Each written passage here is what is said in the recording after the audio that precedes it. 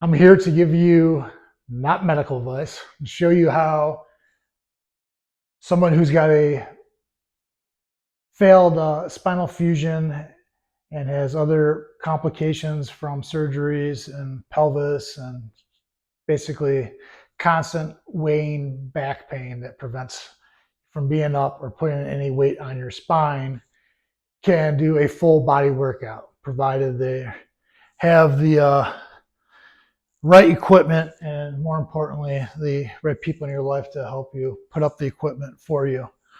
Um, this works for me. This helps make my life more manageable.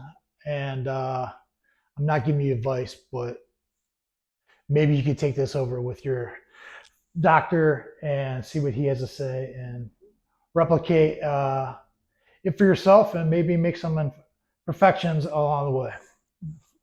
Starting out here with the first exercise, which is nearly impossible for anyone with bad back pain to do. What I have here is a 25-pound dumbbell behind me, and I'm going to put my arms behind me and rest it against my buttocks. When I lift, this is actually going to reduce the pressure on my spine. It'll be less pressure than if I'm just going like this, which increases the pressure on my lower back. This makes me have to lean forward and activate more of my abdominal and core and take away strain on my back muscles. So here we go.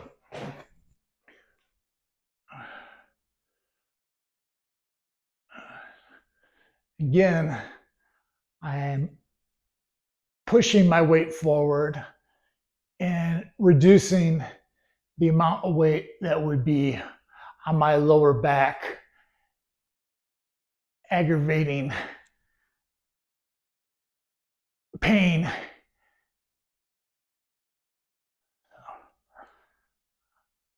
And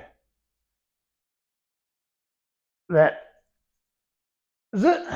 And I'm going to walk away with it. As you can see behind, I'm leaning forward with the weight instead of pushing up with my back.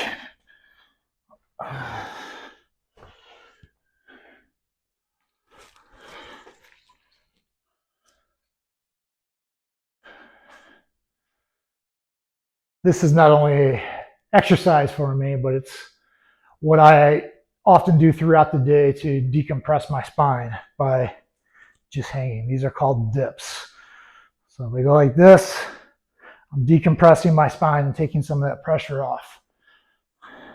Whereas it is also a wonderful upper body exercise. So work your pecs, triceps, front deltoids.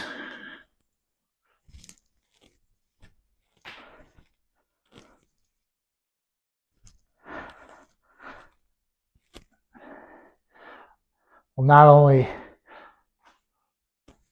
not aggravate your back, but if you're like me, help your back. And speaking of decompressing for your spine and back, here's a back exercise that also decompresses the weight on your spine. Doing it like this with my feet on the bench prevents me from having my feet all the way back and arching on the back of my lumbar, causing pain.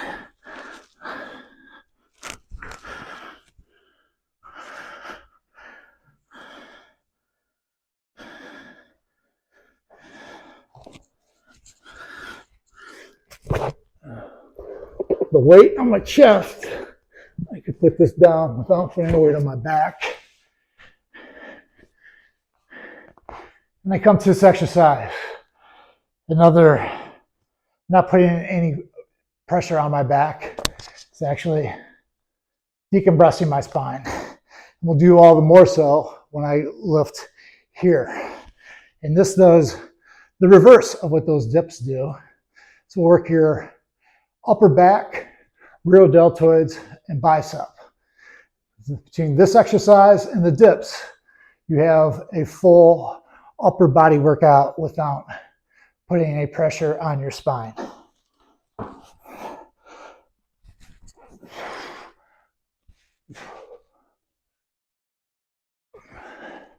Now, depending on your elbows and which way you pull the weights, if you pull back, bring the weights through where your belly button is, you're using your lats. Whereas if I bring it upwards towards my chest, I'm activating my rhomboids and trapezius, essentially working my entire back.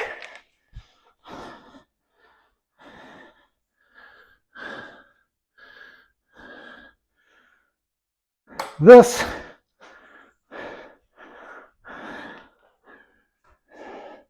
is the bench press. This is a push exercise like the dips, but hitting the same muscles, pecs, front deltoids, and triceps from a slightly different angle, activating different muscle fibers.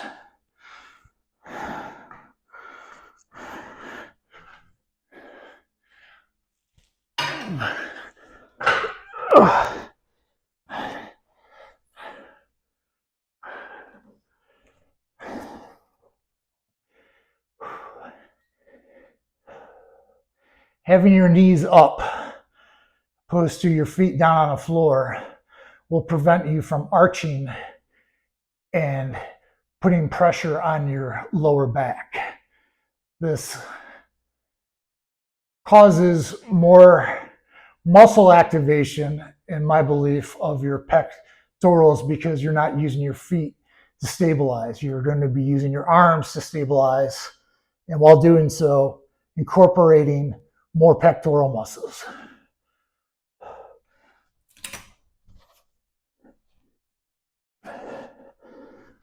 Now I'm not going all the way to failure like I would normally do, nor am I staying on here for 3 sets before moving to another exercise.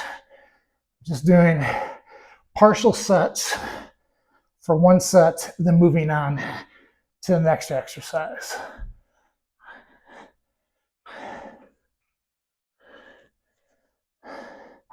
So, moving on.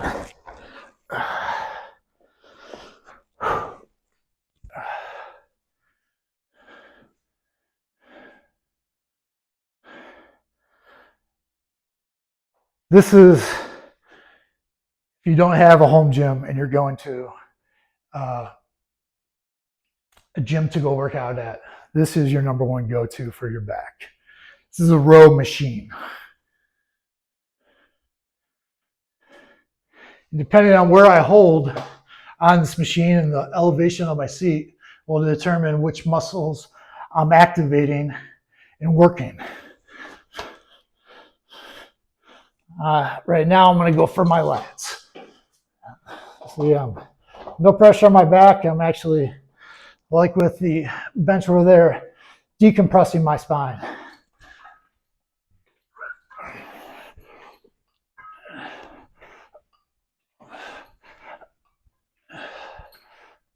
Squeeze that out, feel that contraction, hold that contraction, activate those muscles. You go to absolute failure. Again, you can do different grips.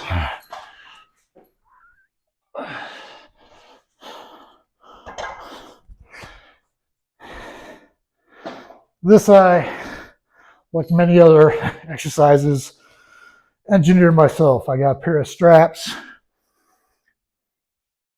and I'm turning this as a pull exercise, like with all the other back exercises, and reversing it into a press to work my pecs.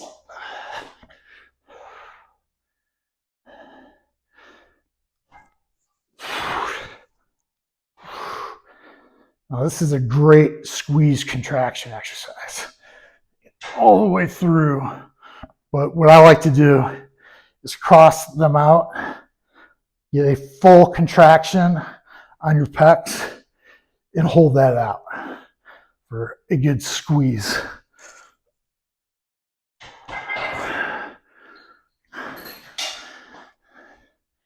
Going to go back to back.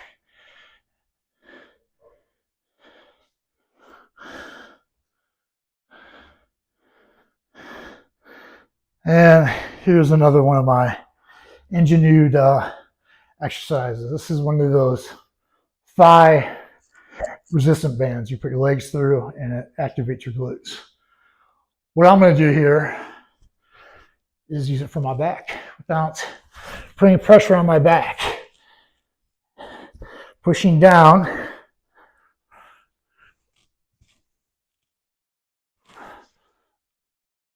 I'm activating the lower lats.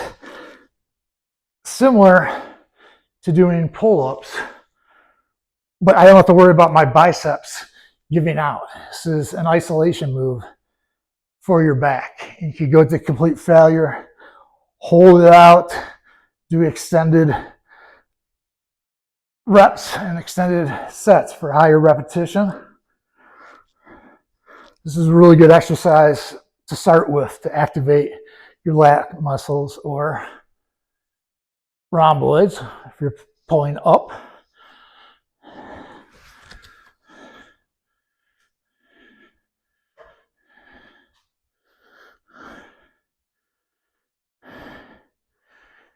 Again, if you're to do this, I would highly recommend doing at least 3 sets per station and not get up and move to the next station on every set.